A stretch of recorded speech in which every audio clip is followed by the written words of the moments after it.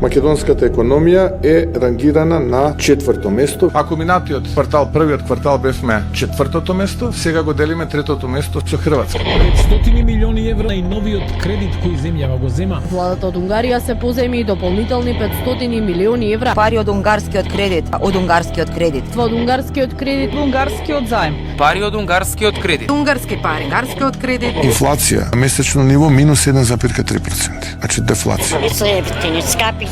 Нема пари заеба.